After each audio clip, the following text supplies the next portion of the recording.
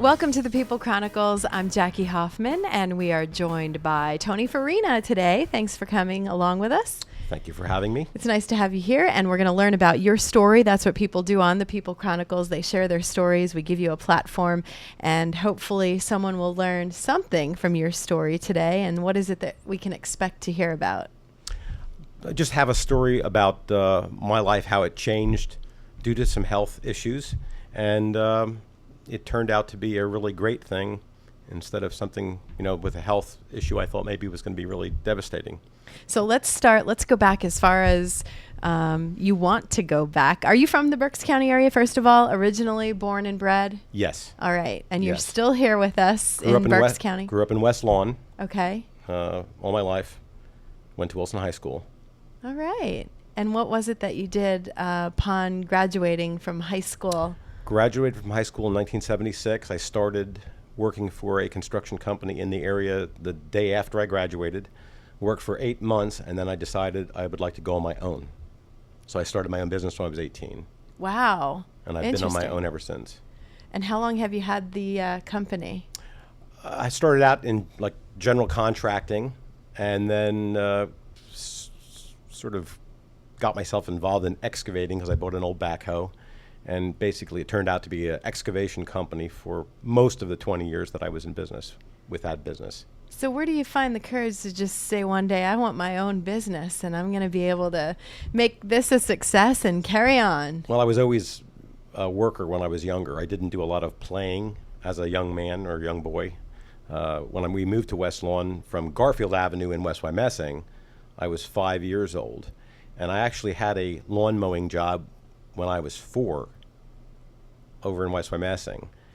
And when we moved to West Lawn in the first year or so, I think I had 4 or 5 lawn jobs when I was 5 years old. Now I know my dad would probably get locked up today if, But you're a go-getter. Yeah, you went out there, you did your thing, you knew how to make $1 and you stuck with it. And you had the drive and the energy, and you think of some of our youth today and you just want to say, remember when I was 5 years old, I was mowing the lawn and snow and shovel. Hey, I mowed a lawn. I mowed a lawn and used my dad's mower and got 50 cents. How you like that? Yeah, I do. And that taught you how to, how you were going to walk through life, and you were going to get through life doing what it is that you had to work your hardest at. So from there, you have your own business and you carry on strong with that, and you had it for 20 years. 20 years.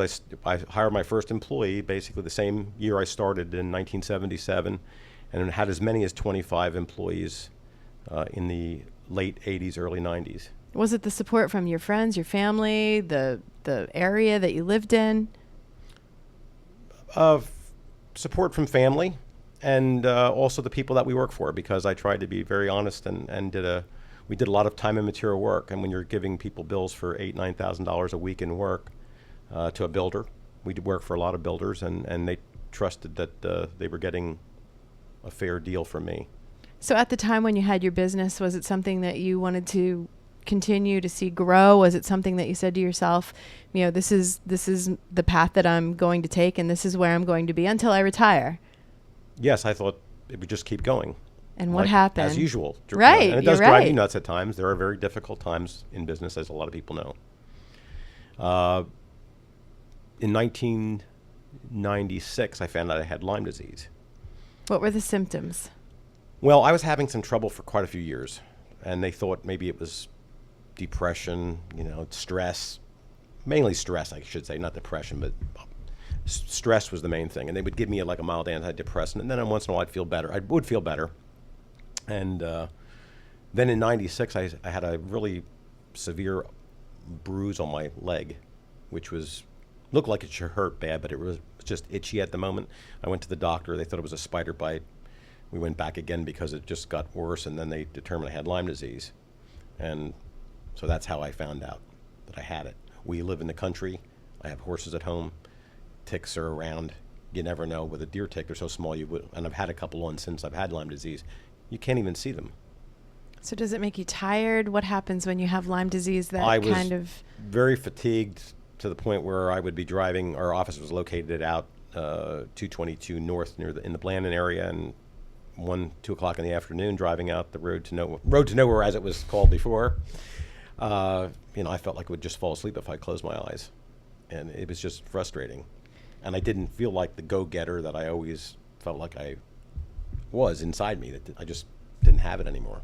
But what I'm intrigued with is how we're going to find out how you have all this energy right now from, going from feeling tired, not knowing what's wrong, and, taking medication for it, finding out you have Lyme disease, and then where do you go from there? Is it just something that you say, I'm going to have to deal with, and I have a business to run, and there's nothing else. I just got to keep on going. Well, I tried to. That was, like I said, in July of 96. In April of 97, I ended up closing the business down. I had antibiotics for 26 weeks during the course of a year, and 2.5 months was IV, PICC line. And 2 weeks into the IV, I just threw my hands up in the air and I said I quit, because I was in tears at my office and just, I didn't know which way to turn anymore. I thought I was going to have a stroke or heart attack, couldn't sleep at night. And didn't know what to do, and I just closed it. So looking back now, do you think that it was the right thing to do? Yes, at the time it was. I wish I would have sold the business versus just closing it and selling the trucks and the equipment to people, because I did have, I thought, a good name and something that people could build upon. But that's the way it went. It was just sold off, piece by piece. And so the very next day after you sold your business, do you remember it? Do you remember that day that you knew that you had to make that decision and you threw your hands up in the air? Do you remember that? I remember Friday when the last 2 people left, and I had tears in my eyes because they were very good employees and they knew who they are. If he hears this, he'll know, one of them. And I really remember Monday waking up after 20 years and not having an employee to say, hey, we need to do this today, or we need to do that today. So that was a real shock, and I felt actually like a loser. But you kind of know that you have to wake up the next morning and say to yourself, okay, what's next? What do I do? Where do I go from here? Did you have any kind of idea in your mind, or was it just, I'm giving up. This is who I am right now, and I don't have any other choice? I can't tell you exactly how long it was, but it was probably between a year or 2 years that I really didn't do anything. Maybe a year and a half. I just didn't have, number one, the energy to do things. They were doing testing, more antibiotics.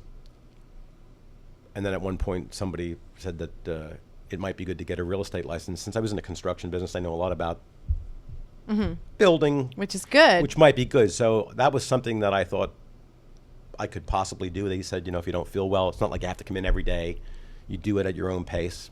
And it sounded interesting. So I got the books and I put my head into that and read through everything to get my test done before I even took the classes. And I got the license for a little while and did that for a few years.